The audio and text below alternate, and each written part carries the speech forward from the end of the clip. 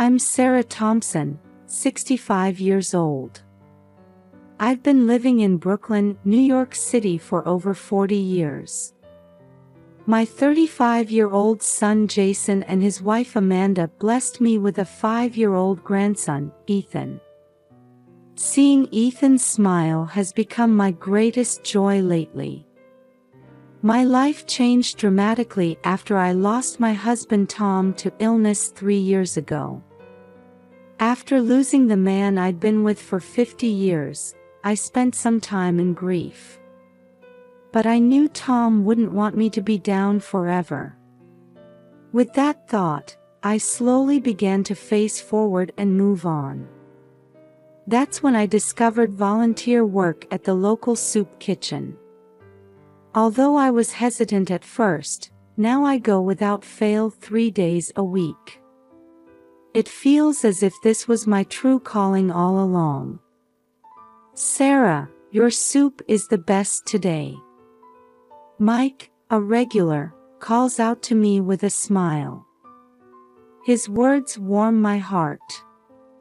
Thank you, Mike. It's a special recipe today, I reply with a smile. These small interactions enrich my days. Working at the soup kitchen isn't just about providing meals. Many of the people who come here are looking for someone to talk to. I listen to their stories and sometimes offer words of encouragement. At my age, being able to use my life experience to help others has become an invaluable joy for me. Sarah, your soup has magic in it, says Ellen, another regular. Oh, it's not magic. It's just love, I answer as I continue ladling out soup. Through this work, I've learned a lot. Life has its ups and downs, but everyone has the right to be happy. And a small kindness can make a big difference in someone's life. My experience at the soup kitchen has also had a positive impact on my relationship with my family. I've been able to teach my son Jason and grandson Ethan the importance of compassion. Sometimes they even join me in volunteering. Today, too, I feel happy as I see the smiles of so many people. I want to continue this work. Yes, I'm sure Tom is smiling down on me from heaven. On a bitterly cold winter day, I was working at the soup kitchen as usual. Wearing a thick apron, I was ladling out fragrant vegetable soup from a large pot. As I handed a paper cup of warm soup to an elderly man at the front of the line, I looked up and was met with an unexpected sight. Could it be Ethan? My grandson, Ethan, was standing in line. His small body shivered in the cold as he stood with his head down. For a moment, I thought it might be an optical illusion, but there was no mistake. That adorable blonde hair and those blue eyes. My precious grandson. Ethan. I couldn't help but call out. Ethan slowly raised his face, and when our eyes met, tears welled up in those big eyes of his. Grandma. I quickly told my fellow volunteers that I needed to step away for a moment. Then I rushed over to Ethan and hugged him tightly. What happened? Why are you here? Ethan buried his face in my chest and, between sobs, began to speak. Dad and Mom, they kicked me out. Hearing those words, my heart nearly stopped. Jason and Amanda kicking out such a young child. I couldn't believe it. Can you tell me slowly? Tell Grandma everything. We sat down at a small table in the corner of the soup kitchen. I I placed a warm soup and soft bread in front of Ethan, encouraging him to talk bit by bit. Dad and Mom have been so busy lately, they hardly talk to me, Ethan continues, gripping the spoon with trembling hands. Last night, when I asked for help with my homework, Dad got angry. His voice trembles. I gently rubbed his back, encouraging him to continue. Dad yelled, "You're nothing but a nuisance." Then Mom said, "That's right, you're not family anymore." My chest aches. How could Jason and Amanda say such terrible things? Then they kicked me out. I was cold and scared, but I remembered you often talked about the soup kitchen, so I came here. Touched by Ethan's courage, I hugged him tightly once more. I'm glad you came, Ethan. Grandma will take good care of you. However, inside, I was seething with anger. Why did Jason and Amanda do this? I need to contact them immediately. Ethan, let's go to Grandma's house.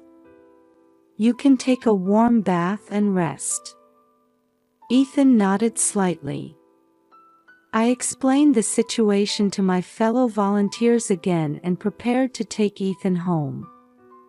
In the car on the way home, Ethan fell asleep from exhaustion.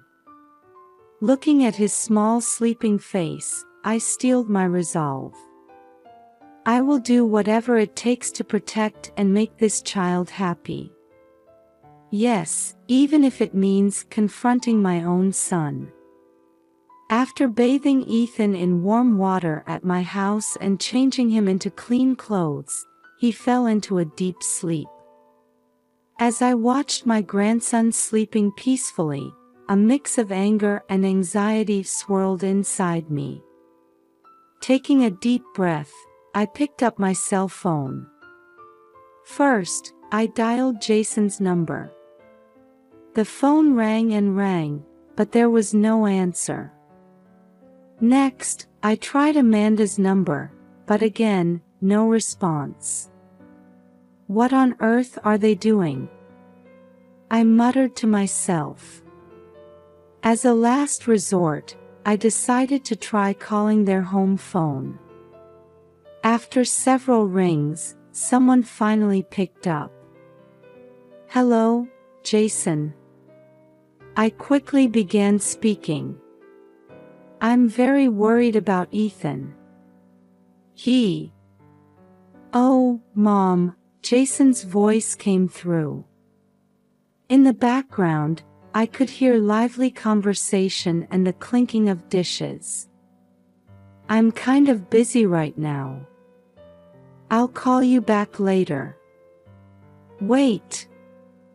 I cried desperately. Where's Ethan? He says you kicked him out. After a moment of silence, Jason answered in a casual tone. Oh, him. It's just a bit of discipline. He'll be back soon enough. Discipline? I raised my voice in disbelief. You call kicking out a 5-year-old child on a freezing winter night discipline? Mom, you're exaggerating, Jason laughed. Look, we're enjoying a fancy French dinner with just family now. Don't bother us. The moment I heard those words, something snapped inside me. Just family. My voice was shaking. Are you saying Ethan isn't family? Well, that's about right. Jason's voice showed not a hint of guilt. He was kind of a disappointment. I was at a loss for words. I felt as if the world had gone dark around me. Jason, listen to me, I tried desperately to maintain my composure. Ethan is at my house now. He was shaking from cold and fear. What on earth are you thinking? Oh, is that so? Jason's voice sounded as if he was talking about someone else's problem. Well, then we'll leave him with you for a while. We're kind of busy, you know. Jason, I shouted, but the phone had already been hung up. I stood there, dumbfounded. My son's cold attitude, his indifference towards his own child. Is this really the child I raised? Tears streamed down my cheeks. But I quickly pulled myself together. This is no time for tears. I need to protect Ethan. I picked up my cell phone and called my friend Mary, who is a lawyer. Mary, it's an emergency, I briefly explained the situation. Sarah, this is serious, Mary's voice was filled with concern. First, we need to ensure Ethan's safety. Then, we need to review Jason and Amanda's parental rights. Thank you, Mary, I took a deep breath. What should I do? First, let's report to the police that Ethan is with you now, Mary calmly instructed. Then, we need to contact Child Protective Services. I nodded, jotting down Mary's instructions one by one. This will be a tough battle. But for Ethan's sake, I'll overcome any difficulty. After hanging up, I peeked into the room where Ethan was sleeping. Seeing his peaceful sleeping face strengthened my resolve. It's okay, Ethan, I whispered softly. Grandma will protect you. And with that, I began preparing for my next move. I will do everything in my power to uncover the truth behind Jason and Amanda's actions and protect Ethan. Acting on Mary's advice, I immediately sprang into action. First, I went to the local police station, explained Ethan's situation, and reported that I was temporarily taking care of him.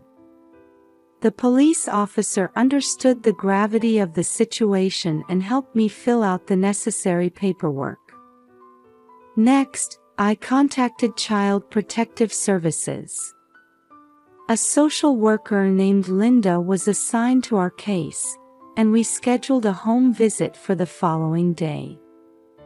After completing these official procedures, I decided to start my own investigation. Jason's mention of a fancy French restaurant had been bothering me. Fancy French restaurant? I muttered as I opened my computer. I began searching for high-end restaurants in the area, but none of them were in a price range that Jason and Amanda could normally afford. Strange. I frowned. I had noticed that my son and daughter-in-law's lifestyle had suddenly improved recently, but could it be? I decided to call Jason's company.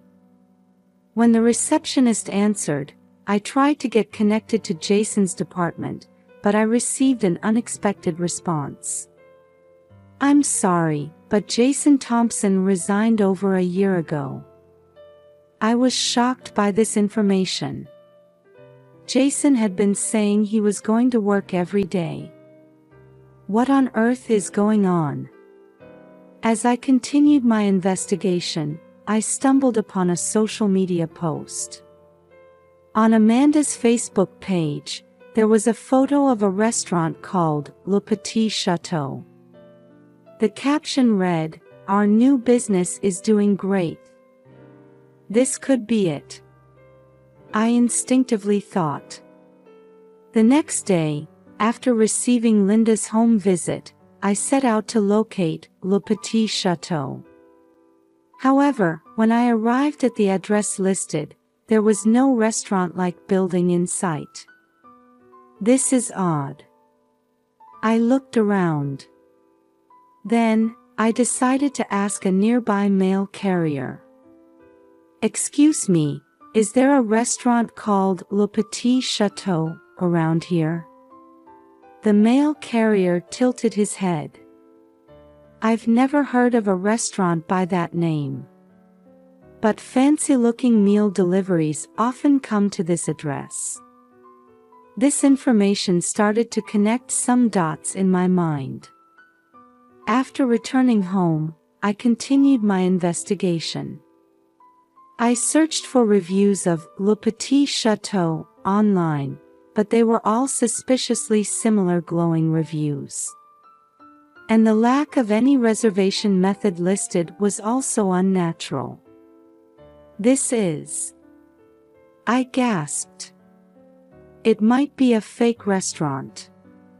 The next day, I contacted Mary again and shared my findings. "Sarah, this is serious." Mary's voice was grave. "There's a high possibility of fraud. Let's gather evidence." With Mary's help, we began investigating the true nature of Le Petit Chateau. Social media advertisements, fake reviews, demands for high reservation fees, everything pointed to an elaborately planned scam. And then we found the decisive evidence.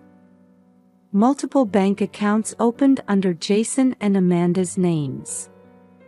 Large sums of money, collected as reservation fees for Le Petit Chateau, were flowing into these accounts. Why? I fought back tears as I looked at the evidence. Why would they do this? Mary gently placed her hand on my shoulder. "Sarah, I know this is hard. But we need to think about Ethan now." I took a deep breath and calmed myself. "That's right. Protecting Ethan is the top priority now." "Mary, what should we do?" I asked with renewed determination. "First, let's submit this evidence to the police," Mary answered calmly. "Then, we'll start the process to obtain custody of Ethan." I nodded. I can't forgive what my son and daughter-in-law have done. But more than that, I'm worried about Ethan's future. Ethan needs to be given real love. I murmured. That night, as I sat beside the sleeping Ethan, I made a vow. No matter how difficult it might be, I will protect this child and make him happy. And Jason and Amanda need to understand the gravity of their actions. This will be a long battle. But now that the truth has come to light, there's no turning back. For Ethan's sake, and for the sake of justice, I have no choice but to move forward. The day after Jason and Amanda's fraudulent activities came to light, I visited Mary's law office. Despite the heavy heart I carried, I told myself I needed to be strong for Ethan's sake. "Sarah, I'm glad you came," Mary welcomed me warmly. Her calm demeanor gave me a sense of reassurance. "Mary, thank you so much," I sighed deeply. "What should we do now?" Mary began explaining as she spread documents on her desk.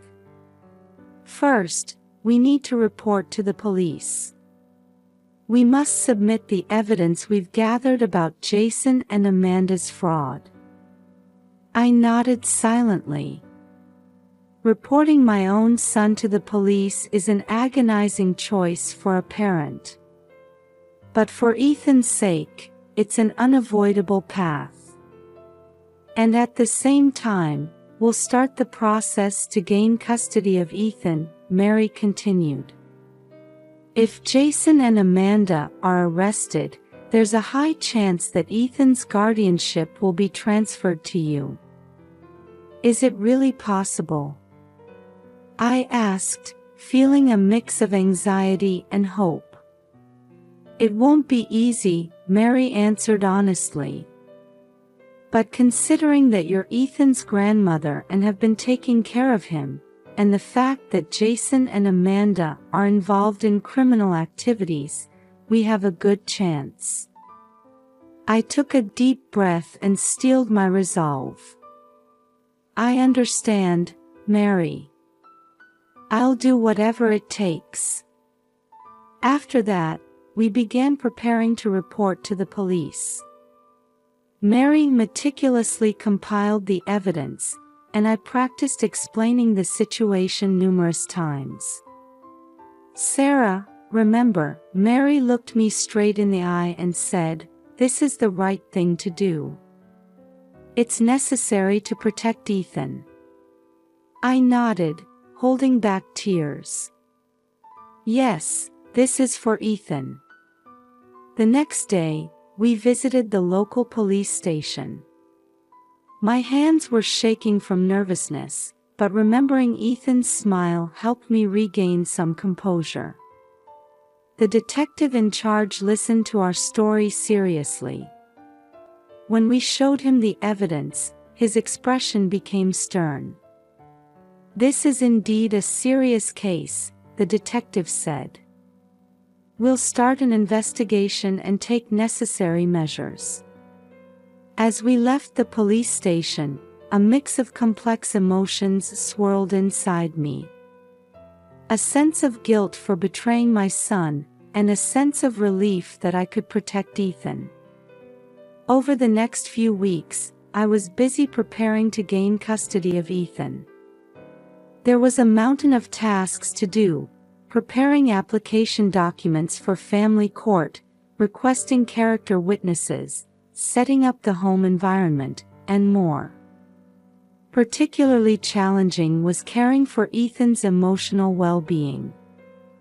How should I explain to a 5-year-old why his parents are gone? I agonized over this many times, carefully choosing my words. "Ethan, Grandma is going to take care of you from now on," I gently told him one day. "But what about Mom and Dad?" Ethan asked anxiously. "Mom and Dad, they've gone away for a while," I answered, hugging him.